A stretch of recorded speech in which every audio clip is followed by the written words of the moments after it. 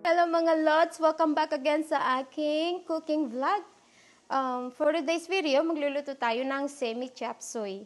Ang kailangan lang natin ay, of course, meron tayong onions, bell pepper, and meron tayong eggs, yung egg whites lang, and then cabbage. Simple lang talaga itong gagawin ko mga lods kasi pahabol lang. Kasi naggawa ako ng pickle eggs. Ito yung pickle eggs natin. At meron tayong natira na eggs. So, instead na masayang naman, ilalagay na lang natin sa ating semi-chop suey. So, tara mga lods, magluto na tayo. So, mga lods, ayan nga ang ating pork. Inantaw ko siya kasi galing to sa fridge.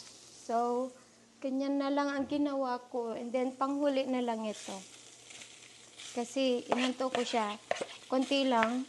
So, ganito lang ako magluto. Actually, ano lang naman ito. Kumbaga, rush lang naman itong chop suey natin. Ayan. Ayan. Igisa-gisa lang naman natin siya para masarap ang ating pagkain mamaya. So, kasi yung mga gulay ko masisira na kaya lutuin ko na lang. Sayang naman.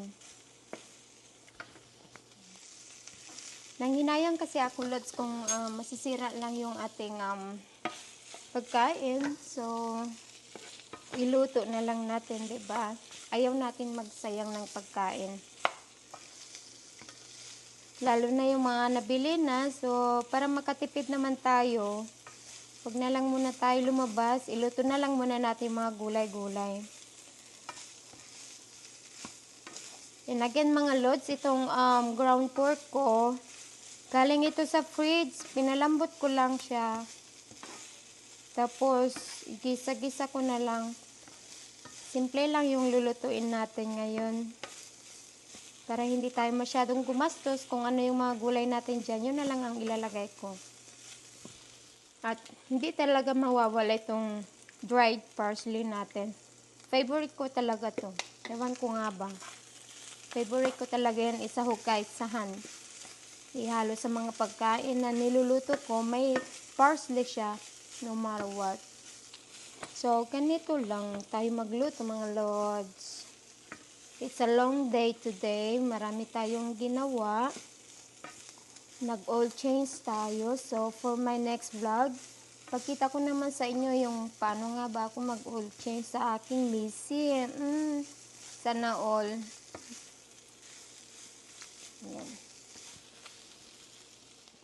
And now mga lods, ilalagay na natin ang ating magkasya naman kaya dito yung frying pan ko. Para naman hindi magkasya. Mahilig ako magluto dito sa maliit na kawali. And then, ito ang mangyayari. Hindi na magkasya.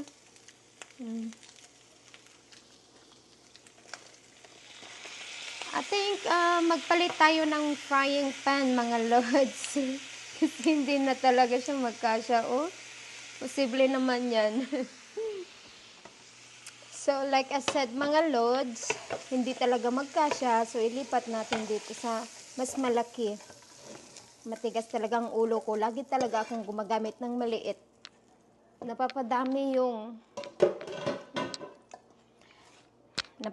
talaga yung hugasin ko pag akong nagluluto. So, ayan. So, ganito lang naman, di ba?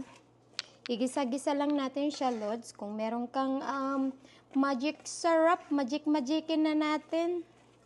Parang meron yata akong magic syrup. Ayan. Ulam na.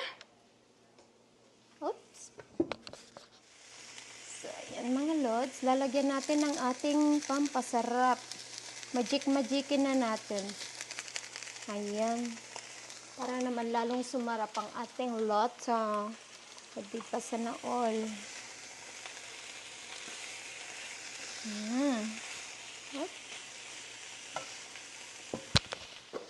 So, ngayon, lalagyan natin ng konting tubig para may sabaw-sabaw tayo, di ba?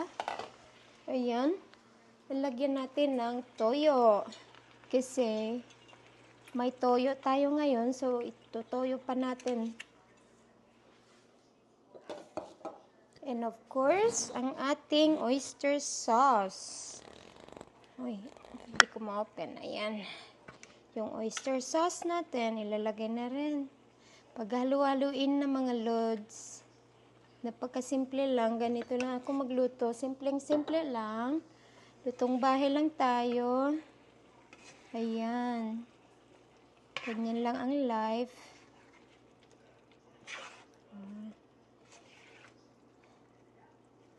Ayan mga lods. Ganito lang. Takpan-takpan na naman. Balikan natin mamaya. And ngayon mga lods, meron tayong ayan. Ilagay na rin natin ang ating mushroom. Buti na lang talaga nagpalit ako ng frying pan kasi hindi talaga ito magkasya. Ayan. So, healthy diet na naman tayo ngayon. Diet sana all. Ganyan lang mga lods. Ang ating ulam ngayon. Simple. Pero masustansya. O, diba? O, ayan mga lods. And again, takpan na naman natin hanggang maluto. Tapos, kainan na. Masarap na ito. Sana may pansit. Sana all. Parang gusto ko na naman magpansit. Okay mga lods. Lalagyan natin ng cream of chicken.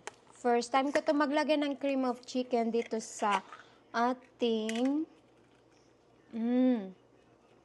tingnan natin kung ano nga ba. Yan na naman ako. Experiment na naman tayo mga lods. Cream of chicken sa ating chop suey. Why not, diba?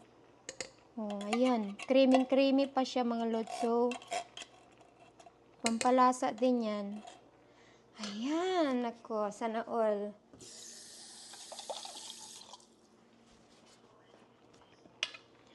So, syempre, simutin natin ang ating natirang cream of chicken.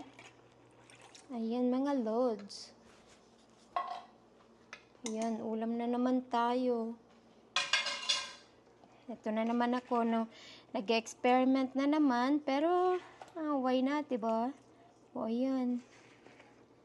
Haluin lang natin hanggang maluto. Ay, ang sarap. Creamy, mga lods. Nakatry na ba kayo ng ganito? Ako first time ko, ngayon ko lang trinay. Tingnan natin ano yung kinalabasan mamaya. Masarap naman. Naku mga lods, pag magluto kayo ng chop suey, itry nyo maglagay ng cream of mushroom. Masarap siya. Or ganito talaga ako yung magluto. First time ko lang ito maglagay ng cream of mushroom. Nakita ko kasi eh. So, ayan. Ay, creamy mga lods, oh. Ayan, ulam na. Ay, sana all. Naka-experiment na naman tayo. So, ngayon mga lods, lagyan natin ng konting tubig na may cornstarch. Para mag-ano siya lalo. Mag-thick.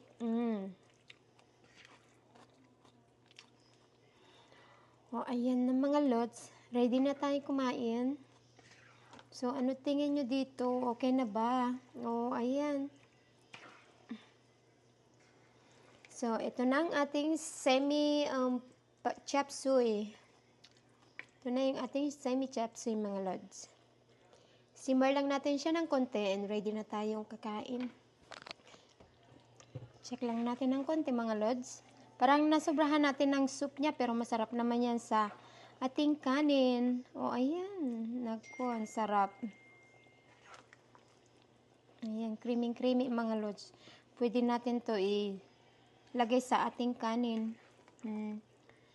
Ayan na mga lods. Ready ng ating dinner.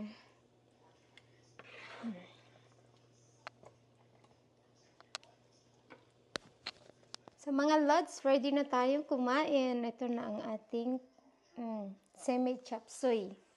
Dali lang. So, again mga lods, salamat. Rest lang itong video natin.